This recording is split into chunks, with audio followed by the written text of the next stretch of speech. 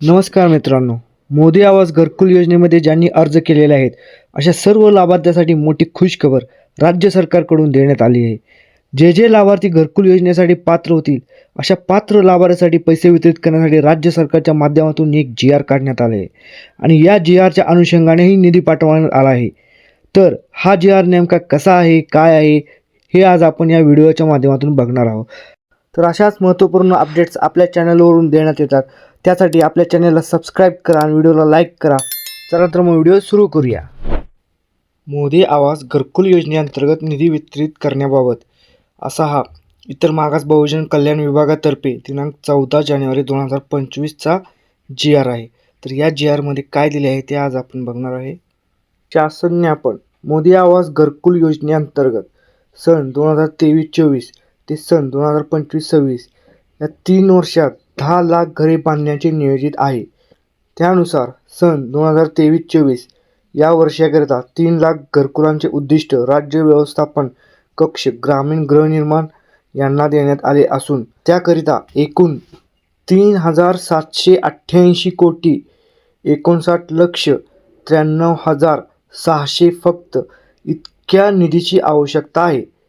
त्यानुसार संदर्भ क्रमांक 4 ते 11 येथील शासन ज्ञापनान्वये एकूण रुपये 2,050 कोटी फक्त इतका निधी संचालक राज्य व्यवस्थापन कक्ष ग्रामीण गृहनिर्माण सिडको भवन CBD बेलापूर नवी मुंबई यांना वितरित करण्यात आला असून उर्वरित निधी उपलब्धतेनुसार देण्यात येणार आहे. आता मोदी आवास घरकुल योजनेअंतर्गत एकूण 500 कोटी रुपये इतका निधी संचालक राज्य व्यवस्थापन कक्ष ग्रामीण गृहनिर्माण सिडको भवन CBD बेलापूर नवी मुंबई यांना वितरित करण्यात या ज्ञापनान्वये मान्यता देण्यात येत आहे. सदर निधी वितरित करण्यासाठी उपसचिव इतर मागास बहुजन कल्याण विभाग मंत्रालय मुंबई यांना नियंत्रक अधिकारी तसेच संचालक राज्य व्यवस्थापन कक्ष ग्रामीण गृहनिर्माण सिडको भवन CBD बेलापूर नवी मुंबई यांना आहरण व संवितरण अधिकारी म्हणून घोषित करण्यात येत आहे.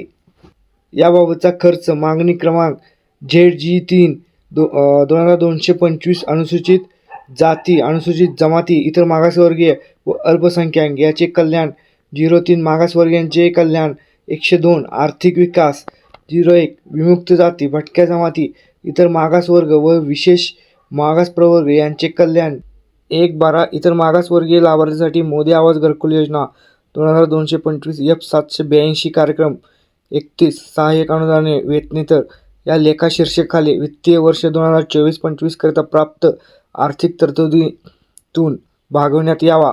सदर शासन ज्ञापनान्वये वितरित करण्यात येणारे सहाय्यक अनुदान वेतनेतर हे सशर्त सहाय्यक अनुदान आहे. वित्तीय नियमावली व महाराष्ट्र अर्थ नियमावली पुस्तिकानुसार वित्त विभागाने निर्गमित केलेल्या अटी व शर्तीनुसार सदर निधी खर्च करताना कोणतीही वित्तीय अनियमितता होणार नाही याची दक्षता घेण्याची तसेच सदर निधी खर्च केल्यानंतर उपयोगिता प्रमाणपत्र युटिलायझेशन सर्टिफिकेट वेळोवेळी महालेखापाल शासन व संबंधित सादर करण्याची जबाबदारी ही संचालक राज्य व्यवस्थापन कक्ष ग्रामीण गृहनिर्माण सिडको भवन CBD बेलापूर नवी मुंबई यांची राहील. अशी ही महत्त्वाची अपडेट होती. तर तुम्हाला व्हिडिओ कसा वाटला हे कमेंटमध्ये नक्की कळवा. तर चॅनलला सबस्क्राईब करा, व्हिडिओला लाईक करा. धन्यवाद.